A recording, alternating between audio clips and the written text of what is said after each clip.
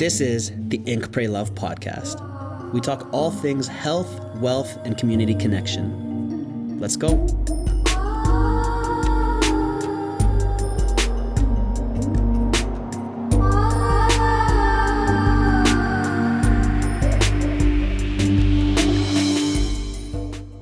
Welcome to this episode of the Ink, Pray, Love podcast. This is a solo episode because I want to bring you guys some gold and a crazy story, but some good information out of it to help you get through something wild and something maybe a little mystical. I'm going to talk about some weird things here, some weird shit I have been through. But before that, I'd like to ask you a favor. I do this podcast for free. It costs me money to do this thing, but I want to bring you value. I want to bring you some entertainment, some value, some gold, some things that I can give you out of my coaching practice, bring you amazing guests that I find super inspiring. All I ask for in return is if you can please share it. That's how I can get better guests on, bigger guests on. So please, right now, if you're not hitting follow or subscribe and all those good things, please do so. And if you found value from this episode or other episodes, please share it. I appreciate that. Tag me when you do. I'll repost it. Thank you. So this episode is the sword fight black magic robbery story.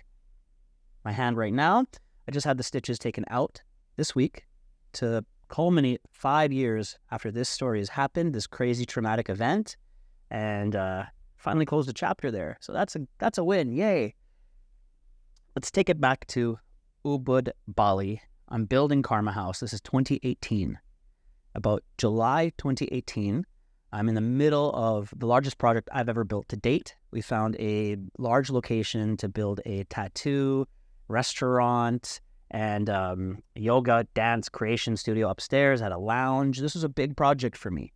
I fundraised, I put in money on my own. I'm, putting this project in. I was swinging for the fences on this one. This was my biggest project. I thought I was going to be a big deal after this one. My ego was a young entrepreneur. I was, full of myself, fairly new in my spiritual practice. And I thought that this was going to make me famous and powerful and all these egoic bullshit things. I was young. I was a puppy in the game. And this project and these crazy experiences turned me into a pro and a seasoned veteran because it hurts to grow often. That's what growing pains are about, right? So anytime that you've ever suffered deeply, just know that it is an opportunity for you to grow and then serve and help others. And that's why we do this shit. That's the point of pain, right? To grow. So I'm building Karma House, and this was a massive headache. The contractor turned out to be a thief, and he was stealing from me and my partners. And this was getting really stressful. And I did something stupid because I became friends with the local mafia there that we got them involved. So they would tell him not to steal from me.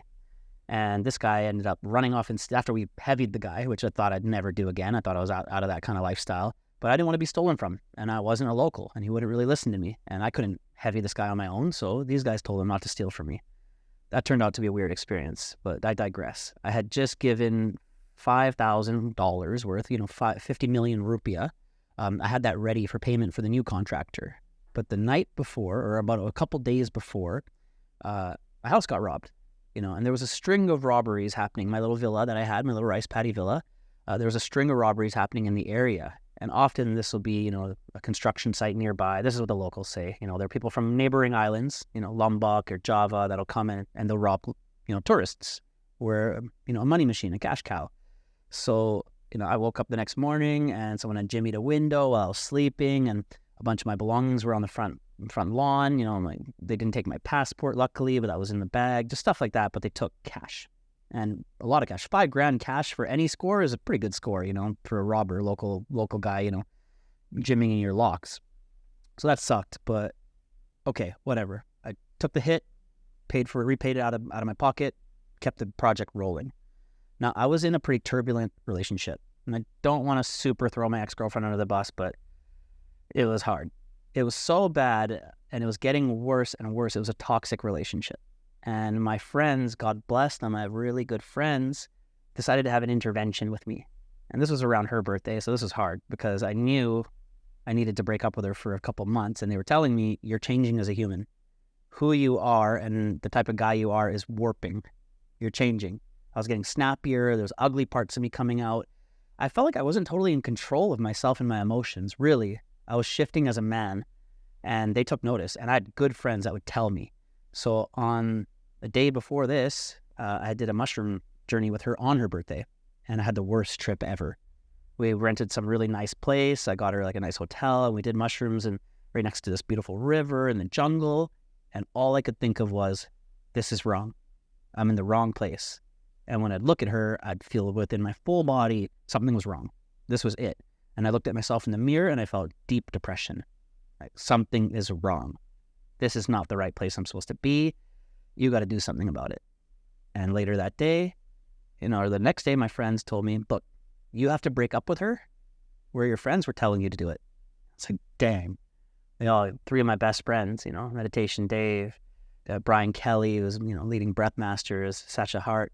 These guys were like, you got to do this. Like, that's it, man. And when your friends sit you down and talk to you like that, you got to listen. They had my best interest at heart, for sure. They know me. They've seen me. They know who I am. They know I'm not that type of guy who would change like this so rapidly. And so I listened to them, and I knew I needed to do it. But that was the push. And my friends, good friends, come in handy, right?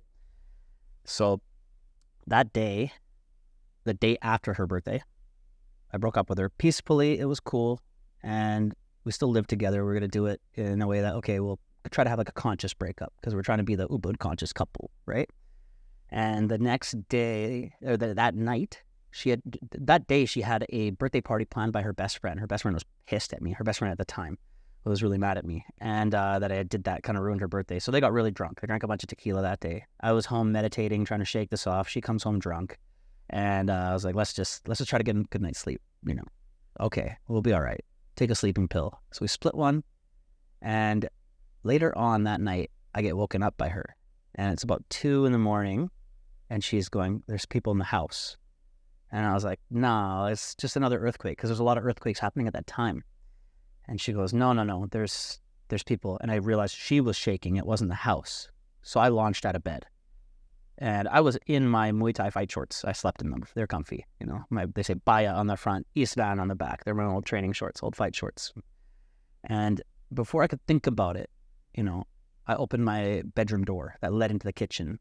Now, I usually carry a big knife next to my bed, like a lot of guys do. I didn't grab it. I didn't think about it, honestly. I forgot about it. I'm glad I didn't, though. So I open that door, and I see 2 guys in ski masks in my kitchen. And they stop what they're doing. They look at me, and I look at them. And I see 2 guys in ski masks. They see the 6'1", fully tatted kickboxer in fight shorts. So the first guy's like, fuck that. Jumps out the window. Ground floor, right? Jumps out the window. Second guy pulls out a sword about this big. Now, this sword was in my house already. My Balinese little brother, Good Day, gave it to me. He's the manager of Conscious Arts Tattoo Shop. He gave it to me from his village. This was a real battle sword used, 100 years ago, like old sword. And as a real sword, I didn't quite register this guy was pulling out the sword, because all I thought was, I'm going to fuck this guy up. It was an intruder in my house. I'm going to defend someone I love inside my house. And I launched across the kitchen with a jab cross. And when I launched at him, he had thrown the sheath of the sword at me. And I parried it. I really quickly saw that. And I just parried it. And it nicked my hand. I still have the scar on my hand here. And it broke a mirror behind me. But I dodged that. And as I came in, jab cross, the jab hit the sword. I didn't see the sword, but jab hit the sword. So that's my left knuckle tendon instantly severed. Didn't even feel it. The cross clocked him, knocked him to the ground. And I got on top of him and I just started raining shots on him. Punch, punch, punch. And then I realized my hand wasn't working so well. So I lined him up a big roundhouse kick right to the body, knee to the head. And he was on the ground. I'm raining shots on him. And I realized, like, this is something's wrong. So I was like, okay, end the fight. And I'm just thinking in training, because I trained for this, but it's different when it's in person. So I got in a rear naked choke and I'm cranking it. But I'm really realizing it's not like training. Like, he didn't just go to sleep. He's gutturally, like, begging for his life. Like, please, please, please. Like that kind of thing. While he's trying to, like, punch his way out of it. And I'm just cranking it. And I'm just like, this isn't cool. I don't like this. Like, usually he's tapping out. The fight's done. And secondly, I don't know what I'd do with the guy. Like, if if he passes out, then what? Like, I don't have rope. I don't have tape. Like, what am I going to do with this guy? I don't even know my address. I'm on the rice paddies. Like, my place was very remote. There's no road there. You had to take a scooter to get to my little place. I don't even know the number to call police. Like, so I don't know what I would do with this guy after that, right? It was just this crazy, bloody fight. And I'm realizing, like, man, just kick the shit out of this guy and let him go. Like, that's all I really, like, in the there's so much hindsight, what you could have done after the fact. But when you're in a bloody brawl in your house in the middle of the night, you're just sleeping. It's not exactly logic going through your head. But what I later found out, what came through my head was just instinct and also my inner child. One of my close friends, Hella Weston, did a session with me immediately after. We'll get into that. But it was my inner child came out and was like, don't kill this guy. Like, don't do it. It's not worth it. You don't need to. And I consciously thought that. And when I let him go, he's gasping for air, like just trying to get back his wind. And I got up and the sword was directly in between us. And we both look at it at the same time. I got longer arms. I got to it first. And I thought, well, might as well use it a little bit. So I did hack at him like a few times and gave him a few chops. Chop, chop, chop. And I consciously thought, don't stab the guy. I don't want to kill him. But I want him to know you can't just go around robbing tourists. Like, this is no way to live. You cannot do this without getting your ass kicked. So I kicked his ass. So I beat this guy pretty good. And he managed to get up at one point and then jump out the window. And I knew it's not enough. I thought, okay, it's done. But then there's something in me that was just like, one more shot. So I met him outside because he ran around the side of the house. I met him at the front of the house. And I just clocked him with a big right cross. Knocked him. He fell, crashed into my lantern. I had a cool little Zen garden. And I'm like, man, my garden lantern, fuck. And then he ran off into the woods, into the jungle, blood trail following him. And I just will never forget this moment where I screamed in the night sky in Bali. And I went, motherfucker! And just had this big adrenaline rush like I've never had before. And I screamed that loud because I wanted my neighbors to also hear it. And when I went back to the house, there's blood everywhere. His blood, my blood, broken glass, just the tables overturned. Everything was a mess inside. I was like, oh shit.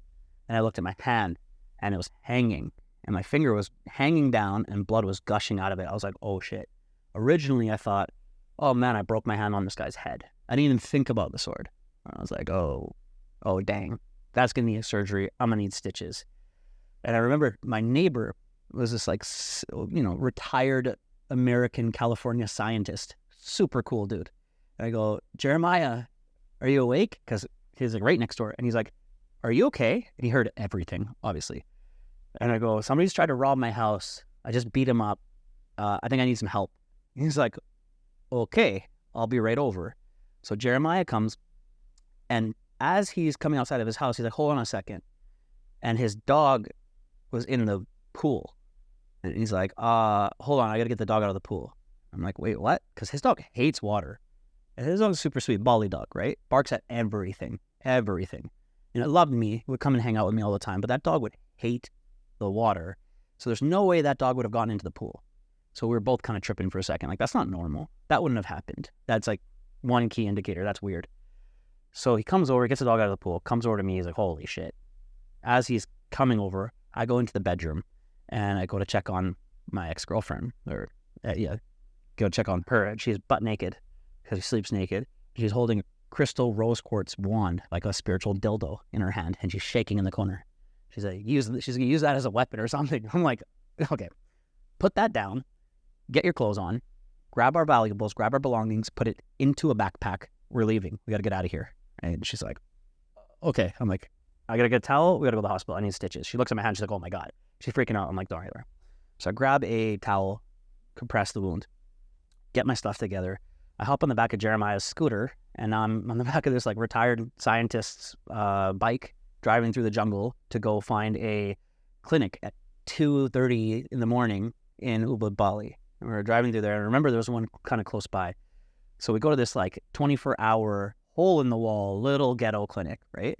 We rock up there and they were like, what the fuck? There's just two girls that were sleeping. Like this 24-hour clinic. They're sleeping. And they're sitting there sleeping. I wake them up and they're like, I'm like, my hand. They're like, oh shit, okay. So we get in there and they have to stitch my hand up. They have no painkillers. They got no, anesthesia, nothing. I'm raw dog in this one, right? So we get in there and it's me, my ex-girlfriend. She took her scooter there. My neighbor, these two little Balinese girls, like, maybe in their early 20s, like nurses, trainee nurses or something, right? They're stitching up my hand.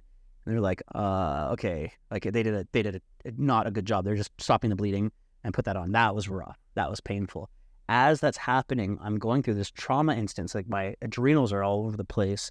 And I just can't stop seeing the blood. I can't stop seeing the fight. I just keep going into this trauma response where I keep reliving it. I'm seeing it.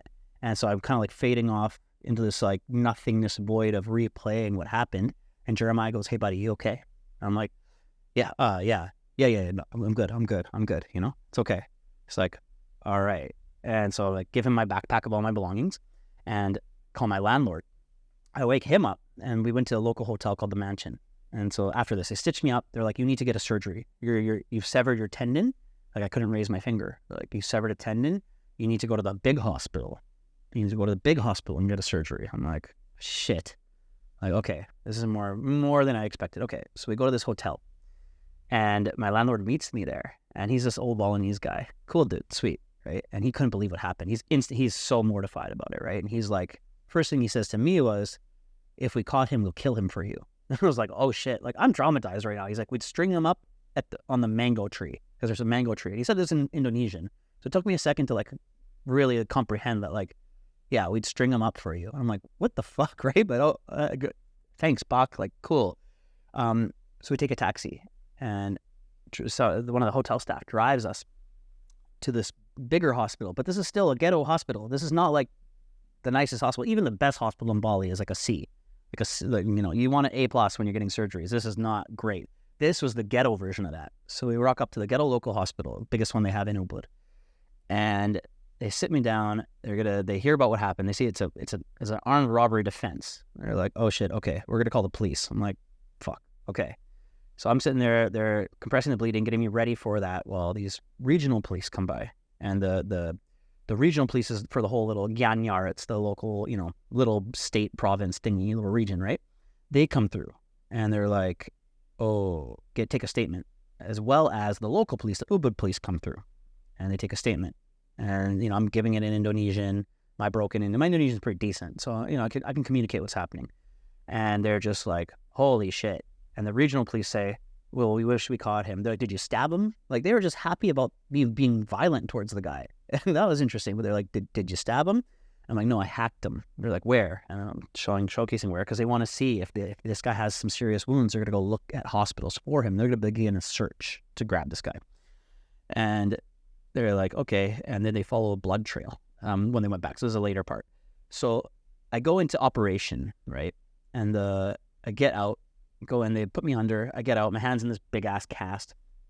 And I'm still like, fuck, this was crazy. And my ex at the time, she's traumatized as well. She couldn't believe we just broke up. So she's having a tough go as well, right? We just had a breakup, and now she just had to deal with probably the most traumatic, violent thing she's ever seen. And she's like, can we just stay together? I'm like, well, yeah, we can get a hotel after. Which is like, no, like stay together, like as in us. I'm like, yo, like let's not talk about that right now. This is not the reason to be like, let's work it out, you know, over fucking something like this, right? But I'm not just gonna leave you in this situation. Like, let's get through this. So I get out of the first operation, and it's a few hours later. So now my visa agent, she's a little gangster grandma, has my back through everything. One of my close friends, she brings the local mafia because they want to know what's happened. They want to know what's up, and they're very protective over me. They're very sweet. I did a lot of charity work in that area, and in their village, particularly where Karma House is. So these guys are cool. They appreciate that I just come and I'm not just taking. That I just come and I'm trying to help their community. And when their kids got sick, I'd bring by food. And when the elderly in their area got sick, we'd bring by food. We'd take care of their people. So they were like, this guy's solid. They have my back. So the local police, or the village police, so the Petaling, they came. And so they came. The village police is like the people of the village, and they have their own little community kind of police. And they go, if we caught him, we would cut his hands off. And I'm like, cool, thanks, right? And the mafia says, if we caught him, we'd bury him in the rice paddies for you. And I'm like, great, thanks, fuck, man. Like, this is just an intense situation. So all these people, the village, regional, local, and mafia, they're all like, damn, this guy just shit kicked some robbers. Like, cool. And it's like, I got some street cred there. That's great. But also, my hand's fucked. I can't move it. I just broke up with my girlfriend. My house is a crime scene. There's blood and glass everywhere. I can't go back to there. And now I'm with the girl trying to get away from and try to break up with. I'm stuck with her, and we have to get a hotel. We go back to the Mansion Hotel. So we go back to this place and get a room. And check in the room, I let all my boys, the Yogi Lab boys, know what happened. But this time, they came to the hospital before it came. They wanted like check on me, get a statement, see how I'm going. We were shooting a Yogi Lab documentary at the time, and they were like, get the content. Talk about it in the hospital. So we filmed this instant, which was kind of fucked up. It was in retrospect, maybe we should have filmed that part. But we did that. We got the footage. And we finally get back into the hotel, and this is when things get kind of fucking crazy. Now, this is where the black magic part came in, because my local Balinese family said, wait, the dog was in the water, and like I kicked the shit out of this guy, and he still was able to fly out of there. Like, weird. And they said, it feels like this guy could have been like a black magic robber from Lombok. They use a lot of black magic, a neighboring island. The Javanese, they always say, use a lot of black magic. This is what Balinese people often say about the neighboring islands. It could be a little bit of island-to-island racism. But also they said what happened there is not normal. Like, that's really out there. And the whole situation felt weird. It felt sticky. I was like, okay. Now, that started scaring me a little bit, because everything felt scary, icky, and weird. Now, I'm in a traumatic state. I mean, this is crazy. I keep thinking about it. I'm in a lot of pain too. There's stitches in my hand. My hand can't move. It's it's a crazy situation. And we're back at the hotel, and I'm thinking about this black magic thing. Right? This is fucked up. This is now in my head, and all I can think about is what would black magic be? Like entities, things flying around me, like ghosts. Like, what the fuck, man? Like, I could fight robbers. Like, I'll scrap. I'm a warrior, but how the fuck do you fight a ghost? Like, what do you do in this situation? Like, that's not cool. That freaks me out. I'm not into that. And so I'm trying to sleep. They're freaking out, And at this point, my ex, she goes outside, and she's on her phone. And something pinged in with me, like, something's wrong. Something's weird here. I don't know about this. And so I looked through the window of the hotel, and I could see her on her phone. So I opened the blinds, and I looked at her phone, and I swear to God, I could see her scrolling a site where there's like voodoo magic. Like, you could get somebody that's on the internet to do a sorcery, spell or some shit, and do like a voodoo thing. And she wanted to get pregnant. She was looking for voodoo magic babies, and she saved the number under Viber and her phone. I saw this with my own eyes, and I'm like, oh fuck! Like, how do you compute that kind of information? You're like, yo, your ex is trying to get a voodoo black magic baby. Like, I saw it with my own 2 eyes. What the fuck do I do out of this situation? So I messaged Meditation Dave. I'm like, bro, what do I do? And Dave's one of my closest friends, the most intelligent person I know. What do I do in this situation? He's like, get the fuck out of there. I'm like, it's the middle of the night. Now, he's in England at the time. And he's like, you got to get out as soon as you can. So I'm like, okay, well, we had a Yogi Lab villa in Ubud at the same time. My buddy Marcus Grip, he was doing videography for us. He was awake. I'm like, you got to come get me the next morning. Like, or when he gets up, he's the closest person by. So he's going to let me escape. I have to get out of here, but it's going to be in the morning. This is middle of the night. So she comes back in. She's like, hey, what were you doing? And I'm like, nothing. Fuck. Like trying to just shake this one off. And she goes to sleep. I can't sleep. I'm wide awake. My hand's ringing in pain. And I'm also like, what the fuck? Like, did this situation have to do with that situation? Did she pull in this? I don't think so. But what the hell? Now, I go through her phone. She's sleeping. And I look up, and I go into the bathroom, and I look up Viber on her phone, see the phone number, take that phone number, Google search it, shows up this website, Voodoo Magic. Voodoo Magic love spells, Voodoo Magic pregnancy spells. So she was going to contact this website to try to get a voodoo spell, love baby or some shit. I'm like, oh, fuck. This is real. Like, she's doing this. Fuck, what do I do? Just then she bursts into the bathroom. She's like, what are you doing on my phone? And I'm like, who the fuck is Viber? And she's like, get my phone. Yeah, she knew I caught her right there. I'm like, you tell me who this is right now and what you're doing, or I'll never speak to you again. She's like, no, give it to me. Give it to me right now. And I'm trying to push her away. I got one hand in a cast, one hand on her phone. And I'm trying to push her away, Muay Thai with my knees to get her away from me so I can deal with the situation. Finally, give her phone back. There's no use. I can't hide it from her. I'm like, you gotta tell me what happened, or I'll never speak to you again. She wouldn't tell me. She's like, no, it wasn't like that. It's not what you think. And she's just trying every excuse she could to not fess up to what was actually happening. And I was just like, fuck, there's no use in this. Okay. Awkward next few hours to try to just wait for my friend to wake up to pick me up. He comes at about 6:30 in the morning, It's been a crazy night. I look haggard. I packed up all my shit. And she's like, where are you going? I'm packing up with one hand. She's like, where are you going? Why are you leaving? You're going to leave me here? You're just going to leave me here after all this? You're just going to go away? I'm like, yeah. Like, yo, you're looking up how to voodoo me. There's a fucking, of course I'm getting out of here, right? And she's like freaking out. And he comes and he has to come see this situation. She's like screaming. We're screaming. It's a whole scene in this hotel room. I'm like, let's go. And I'm like giving him my bags and we're like running through this hotel and she's running after us and we're in the lobby of it. She's like, no. And I'm jumping on the back of the scooter. I'm like, let's go. And we're racing off in this fucking random jungle hotel. She's screaming in the lobby. I'm driving away with one hand in a cast. And I'm just like, fuck, this is crazy. This is just a crazy situation to be in. And we go to this little villa that we had and sitting there and he's okay, you'll be here safe for a couple nights. Just stay here. And I couldn't have been more unsettled my whole life. That night, and we're going to go see a healer the next day. I talked to G'day, my little brother at Conscious Arts, and I'm like, I got to go see somebody to clear this. Like, there's voodoo, black magic, there's just shit around that I'm fucking scared of.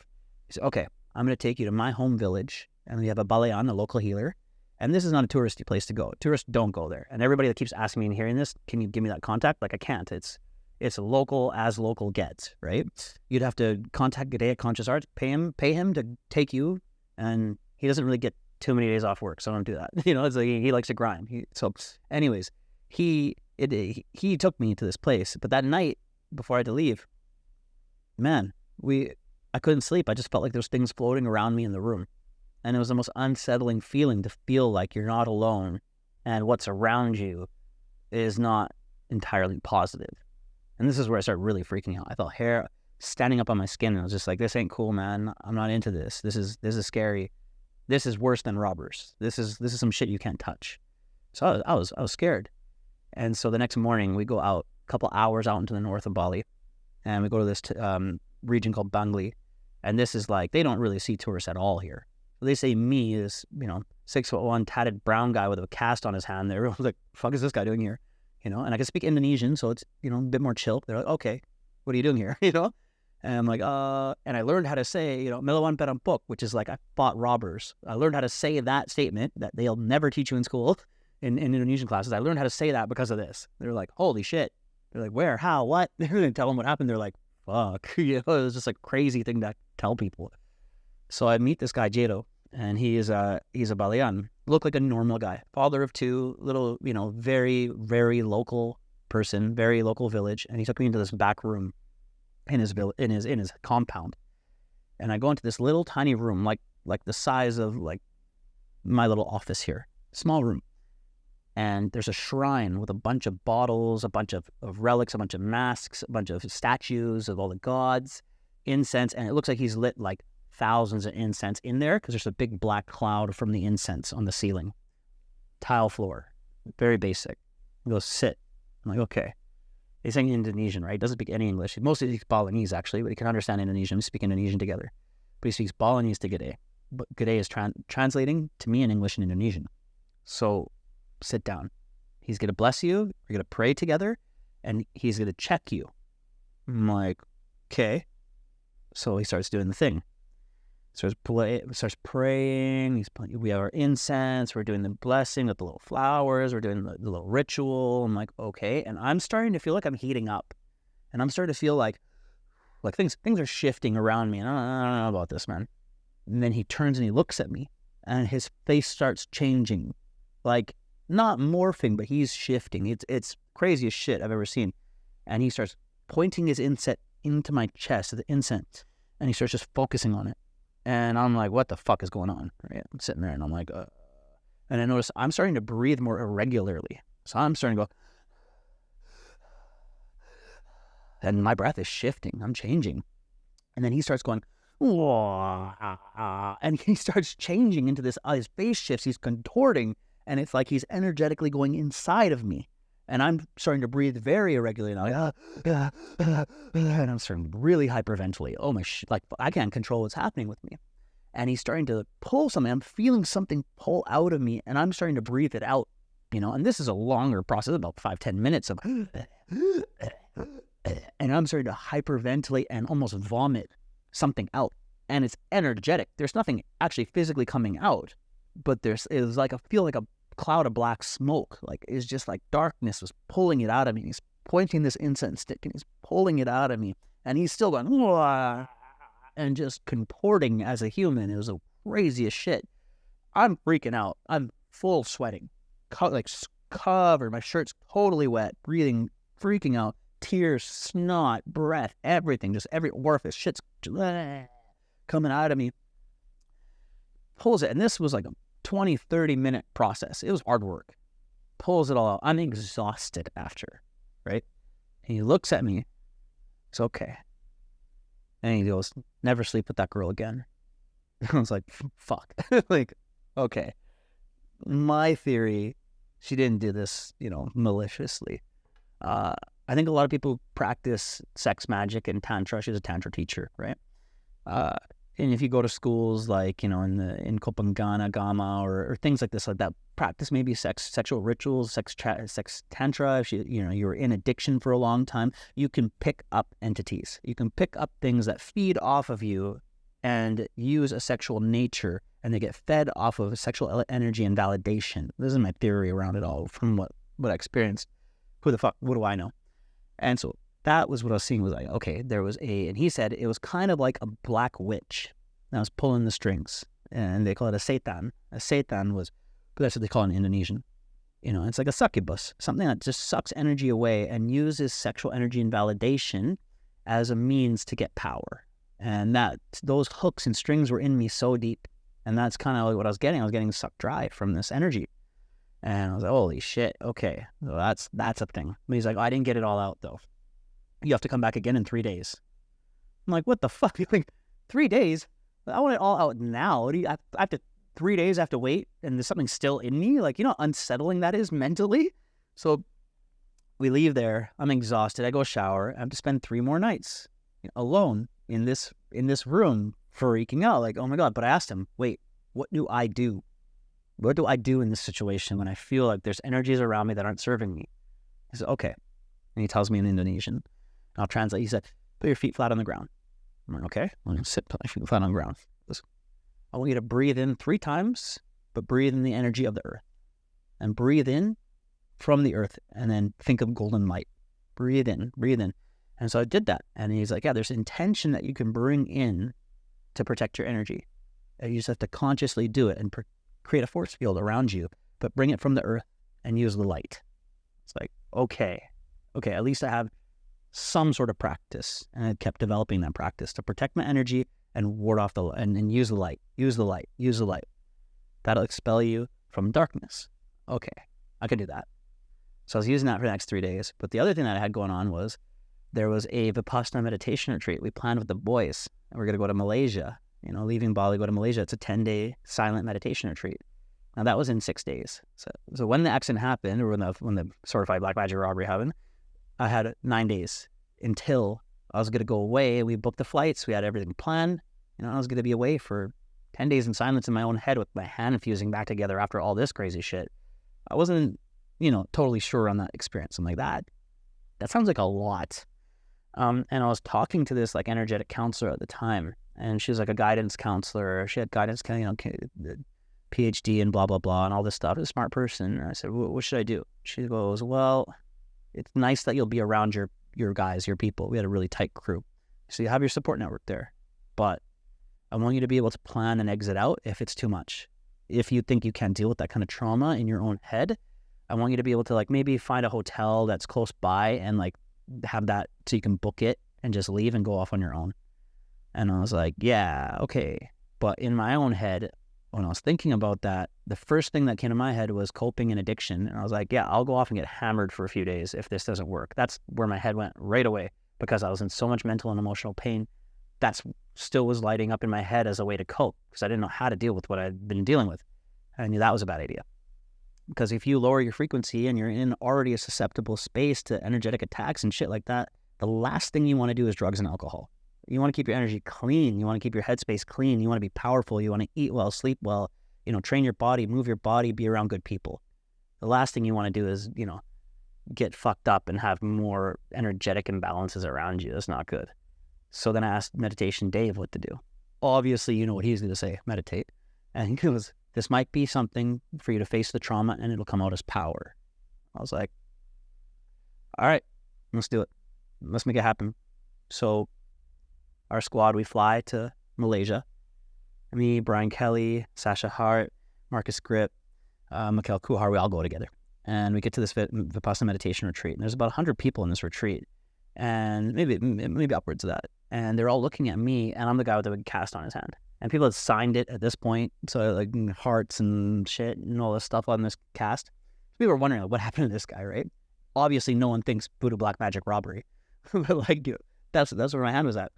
And Vipassana meditation retreats are a beautiful opportunity to grow, but they're not easy. Doing one without that kind of trauma, just normally going in, they're fucking hard. You know, it's wake up at 4 a.m., meditate for 10 hours in silence, intermittent fasting, eating vegetarian diet. You know, you stop eating after 12. There's so many factors of that are really difficult. Then you factor in on top a breakup, heartbreak, you know, a robbery, violence, trauma, your hand fusing back together, losing your house, black magic, all this shit on top of that. Yeah, good luck. And that's where I was at. And so the first 3 days were intensely painful, mentally and emotionally. The hand, I can deal with the pain, no biggie. It hurt, but that wasn't the focus of it. My heart hurt. That was hard. And I developed a technique there, and I asked, you know, I was reading some meditation books, and so mental noting was one of the things that started with. And that was factor in and count how many times you think about the thing you don't want to think about. And I was like, okay, so I didn't want to think about my ex, the breakup. That was really in my head. I really loved her. I had bought a diamond. I thought I was going to marry this girl. I was really in love with her, you know, and it broke my heart so much to see that she wasn't somebody that was going to be a good influence in my life. Okay, so when that happened, I thought about her the first day 21 times. The next thing I thought about was obviously the violence, the robbery. And I thought about that 19 times. So I noted it. I had a little marker in my booklet. And I note how many times you thought of that thought. What this did was gave me agency of my thoughts. So I was able to not just think about a bunch of shit and it ruled me. I could start tracking my thoughts. And then the next day, it went to 19 of her and 17 of the robbery. Okay. And then the third day, it went to 17 and I think 12. I was like, oh shit, okay. Now, when I did go into the robbery stuff and I was meditating, I would go into the robbery. I was sitting there meditating, but my entire body would seize up with like just I was in fight mode. My cortisol levels were probably through the roof, and I was daydreaming or meditating and just thinking about killing this person and like actually just stabbing him through the throat, just crazy violent shit. And I'd be meditating and I'd be full of sweat and I'd be like, stop it, stop it, stop it, stop it. You're doing that thing again. You're thinking about the thing, and look, your body's reacting. Your nervous system is still in the fight. You need to block that off.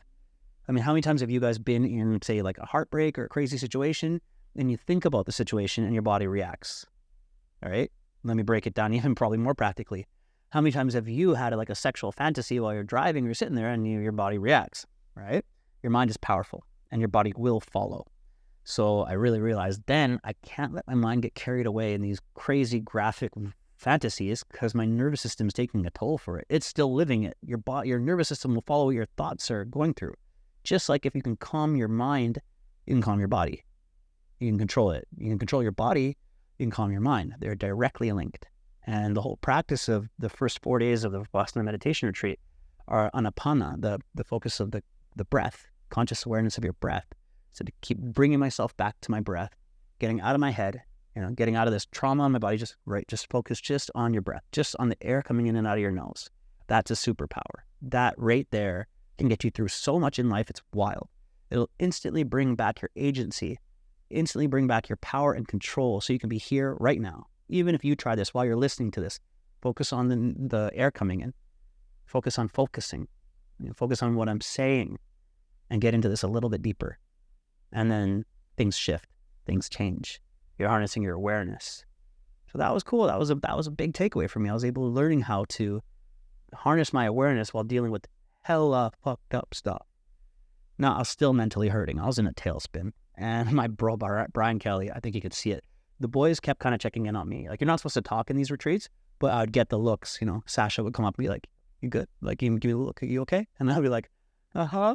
With my other hands in a cast, I'd like thumbs up with the cast on, like peachy, you know. But thank God, on day 4 or 5, I get a book slid under my door. And under this door, I look at this book, and it's Joseph Goldstein, Insight Meditation. And so I opened this book, and this book changed my life because it showed me these techniques and showed me the way that we can operate our mind in a more sharp way, in a way that will help us gain agency of the quality of our thoughts, and that'll change your perspective and it'll change your actions. So the first technique that I saw in there was, okay, audit your thoughts. Ask yourself 2 questions. Is this thought useful? And if it isn't, drop it. Secondly, is this thought wholesome? If it isn't, drop it.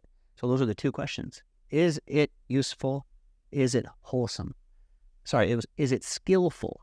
Which is almost the same as useful, but skill. Let's focus on that. Is it skillful? Is what you're thinking in a way that is useful to you? Is it making your life better? Is it helping you in your situation? Is this tactical thinking? Is this thinking that's progressive? Is this thinking that's bettering your life? Is this thinking a high-level person would do? Is it skillful? Are you thinking with skill? Or is it just mindless scrolling? Or is it just negative self-talk? Or is it just self-disbelief? Or is it just nagging and shame and guilt? Are you in a spiral? That's without skill. With skill is, the best way I'll get through this is this. Or calm your body. Or be here present. You're thinking with agency rather than thinking in a way that is just letting yourself run away with negativity and fear and trauma and chaos. Okay. Skill. Think with skill. Okay. That was a brilliant concept for me. Think with skill. Gotcha. Good one. Wholesome. Is this wholesome? What do you mean? Well, wholesome is pretty straightforward. Are you getting lost in a stabbing someone in the throat fantasy? And I think this all the time. Sometimes I'm driving and I'm just like, what if I ran over those people? And you're like, wait a minute, why? Your mind does that sometimes, where you just think some crazy violent shit for no reason, or, wild sexual fantasies, or just ridiculous thoughts that make no sense. This happens. Our mind is super creative and it runs away, of course. We're all like this. I know I'm not just a thought serial killer sometimes. I think everybody is. And I thought about that. Wholesome. Okay. So is this thought, something that's rooted in kindness and compassion? Or, is it something that is valuable? Is a gem of a thought? Is this wholesome? Do I want to be having this thought? Does it make me feel good to have this thought? Is this a good thought to have? Skillful and wholesome. So that was something that really helped change me, because my thoughts were cloudy and muddy and dark. And when I asked myself these 2 things, is this skillful? Is this wholesome? I got a lot of no's. And the next process was drop it. Okay, drop the thought. Okay, that's not a good thought. Drop the thought. And obviously the first day it doesn't go so well because you have to do it a lot. But again, just like the mental notation, you get power when you get your reps in. So the more I did it, the better I got at it. I started getting better and better and better at it. And by the end of the retreat, I had a pretty good handle on how I was thinking. I think I was down to like 5 and 3 or something. The thoughts about without being able to catch them and just running into it was pretty good. From 21 and 19, so it was pretty damn good. And I felt really empowered about the situation. I really went into the trauma, and I was able to come out of it shining. I came out of it with power. I came out of it in a stance that it was like, okay, I got this. That was fucked up, and I had a lot of still to deal with. I have to move out of my house. I got to deal with this breakup. We're a pretty public couple. We had billboards of us in Ubud, their friend's clothing brand, so I had to drive by it to get to Carmel's. That was heartbreaking. I had to go, who else breaks up with someone? You have to drive by a fucking billboard of you two. It was rough. It was really heartbreaking, and it got nastier. The breakup was hard. It was a really difficult time for me. But what I really learned out of that was that if we face the trauma and go into it, man, that's where power is. And we need our Sangha, our spiritual community. It's extremely important. And I had my boys. I had my guys that we were leveling up together. We were on the path together. We're going into practice together. We're meditating together. We're building a business together. That community of people evolving together is invaluable, because when times are tough and you need them or they need you, these are the right people to lean on. We need good people in our life. And sometimes it's difficult where you are in your neighborhood. So you need it online. You need the right inputs. You need the right mentors and connections, and you need the right information. And that's why books, podcasts, coaching, all this is so, so valuable for us. if I didn't have Joseph Goldstein, which I've never met, and probably, like there's no access. I don't know how I'd meet that guy, but his book changed my life, and it helped me in the craziest situation to learn a key piece of knowledge that I was able to integrate at the right time that changed the way I think forever. And it changed how I'm able to handle emergency situations forever. So we need the right information coming in, and we need to be able to action it.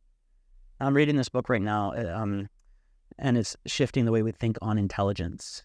And I really see now intelligence isn't being able to memorize a math equation and, square root of triangles and shit.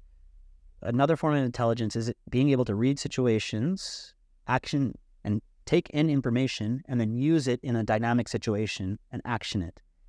And that's a great way to be intelligent because it makes you capable in any situation.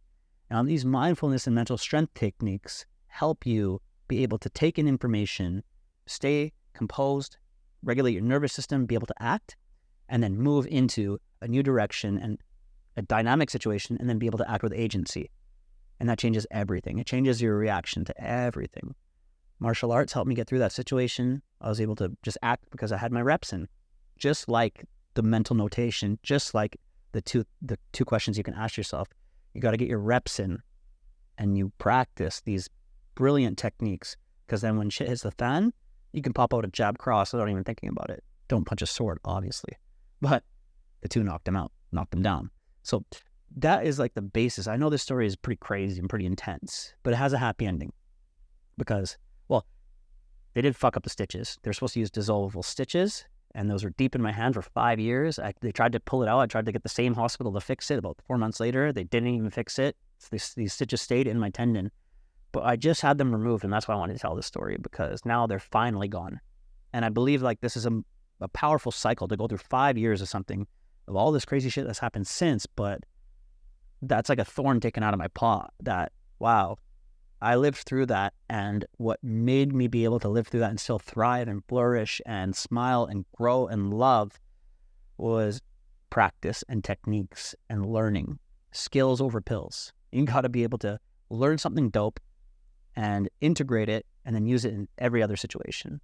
And that's why I'm so devoted to personal development, because it changed my life and it also saved my life many times over. So if there's anything you can get out of this one is careful who you fuck.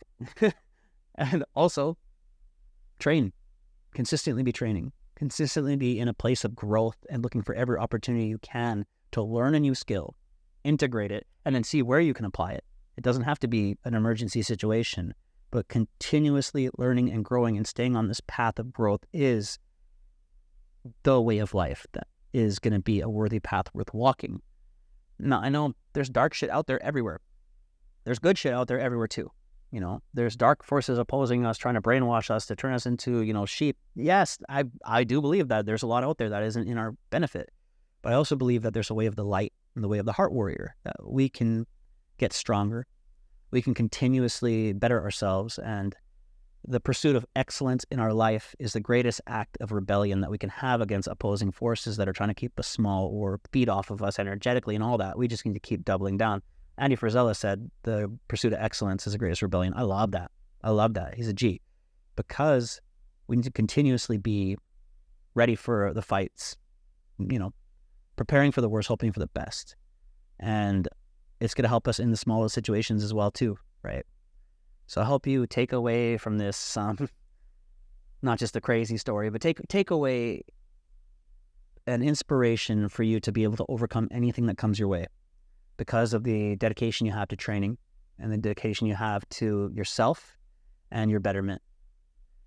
And if you want any help with that and you want to get some coaching from me on mindset, mental strength, growth, hit me up on Instagram and I'll walk you through it. I got a few programs, a few offerings where I'm helping people level up, sort their shit out, become stronger human beings, and be able to serve humanity at a higher level and lead with heart.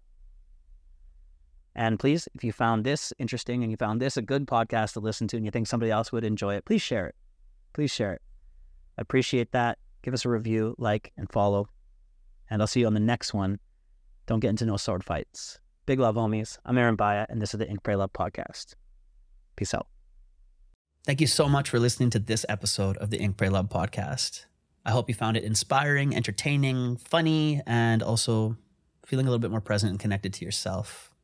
Please leave a review and like and subscribe and do all those things. I'd really appreciate that. As well as if you're feeling in a giving mood, this podcast is there for the charities that I love to support. Go to www.arenbahia.com/charity and get some of those good karma points. This podcast is brought to you by LightHouse Studios in Bali, as well as Full Reset Coaching. That is my coaching practice. And if you're looking for help in business, inner game impact, and building your legacy to be something you're proud of, your brand, your business, and how you walk the earth and who you impact, and also having the mindset and the heart set to be able to be happy handling it all, I'm here for you. Just DM me. Let's go. Peace out, homies. I'll see you on the next episode.